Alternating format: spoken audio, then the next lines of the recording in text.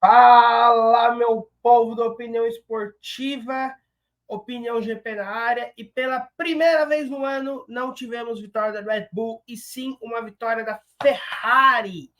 Finalmente a Ferrari venceu uma corrida este ano, e coincidências, né? O carro mais dominante consecutivamente no início de uma temporada tinha sido o MP44 em 1988, que venceu 10 corridas seguidas, e a sequência foi encerrada com uma vitória de Gerhard Berger, da Ferrari, em Monza.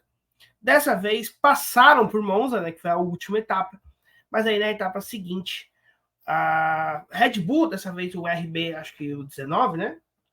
O Max foi campeão com 16B e com 18, então o 19 provavelmente. Foi encerrado também com a vitória da Ferrari, só que dessa vez por Carlos Sainz. A diferença é que o Berger era visto como primeiro piloto, o Sainz era visto como segundo.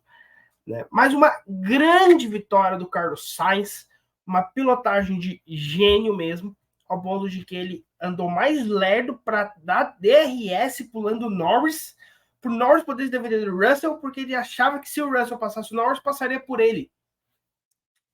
Então, uma corrida muito boa dele. Não pode ser a mesma coisa do Leclerc, a Ferrari errou, mas devolveu ele em terceiro e ele foi ultrapassado pelas Mercedes. Né? E acabou em quarto lugar, porque o George Russell bateu na última volta, ele foi tentar ultrapassar o Lando Norris e acabou batendo a roda traseira no muro, que fez com que ele batesse a frente do carro no muro também. Né? Ele passou reto na curva porque ficou sem a roda. Mas foi uma grande prova, tivemos 19 carros, porque o Lance Stroll deu uma estrolada no muro no treino classificatório e ficou fora da corrida. Resultado da corrida ficou o seguinte: Carlos Sainz em primeiro, Lando Norris em segundo, uma grande corrida do Norris também, Lewis Hamilton em terceiro, Charles Leclerc em quarto, Max Verstappen em quinto, uma ótima posição para o campeonato, Pierre Gasly em sexto, Oscar Piastri em sétimo, Sérgio Pérez em oitavo, Liam Lawson em nono, Kevin Magnussen em décimo. E por que eu falei que foi ótimo para o campeonato o Max chegar em quinto? A briga dele não é com os caras na frente, é com o Sérgio Pérez. E, basicamente, o que aconteceu em Singapura é como se fosse uma dobradinha com o Pérez fazendo a volta mais rápida. A diferença de 6 pontos é essa. Ou seja, Max em primeiro, com o Pérez em segundo, com a volta mais rápida, é a mesma coisa que o Max em quinto e o Pérez em oitavo. Então, diante de tudo que aconteceu, o carro da Red Bull não ter performado bem ao longo do final de semana, o Max abrir 6 pontos do Pérez foi bom para ele no campeonato. Né? Não vai dar para matar em Suzuka, a gente vai ver isso ao longo do programa, mas está muito próximo do tricampeonato.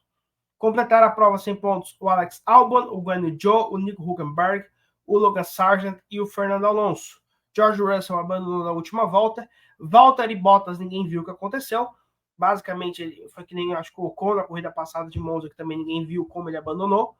Simplesmente, uma hora a transmissão avisou que no out, você vê, né, Bottas out, mas não foi falado em que momento da prova ele abandonou.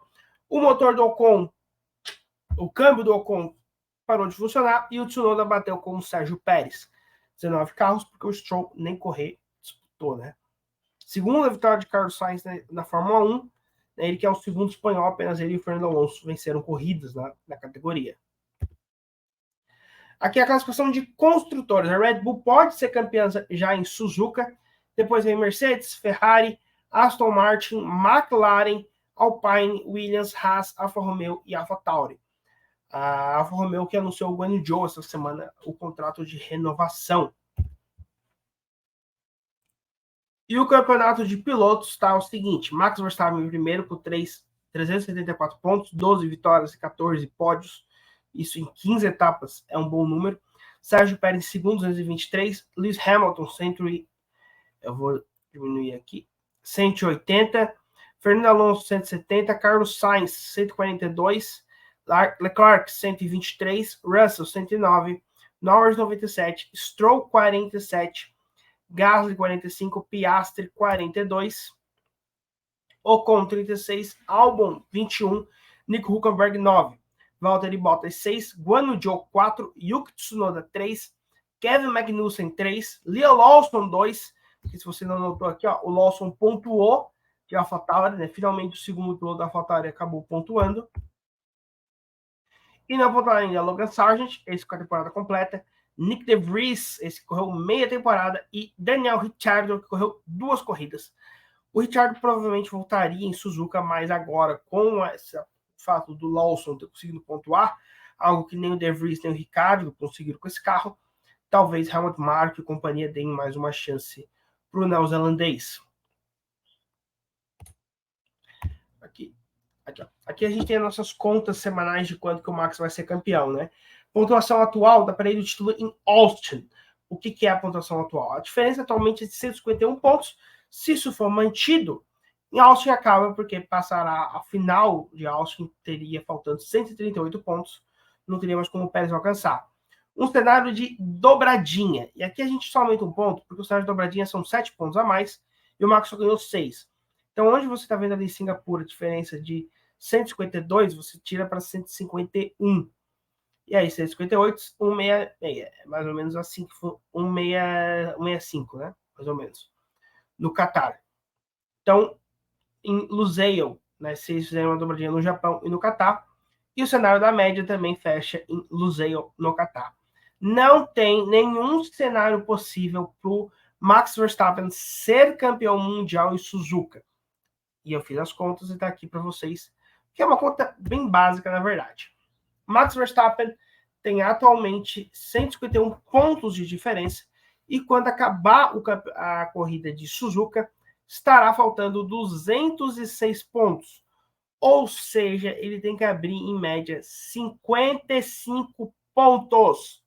É o que ele tem que abrir, e você vê ali que o máximo de pontuação em uma etapa são 25 pontos. Ou seja, matematicamente falando, não tem como o Max ser campeão em Suzuka. Existe alguma possibilidade?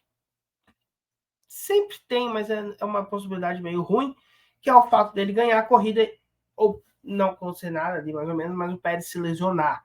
O que não é legal, ninguém deseja isso. Que foi como o Nelson Piquet foi campeão em Suzuka em 87. O Mansell se lesionou nos treinos classificatórios, ficou fora da corrida, e com isso o Piquet foi campeão. É o único caso de um campeão no treino classificatório, é o Nelson Piquet em 87.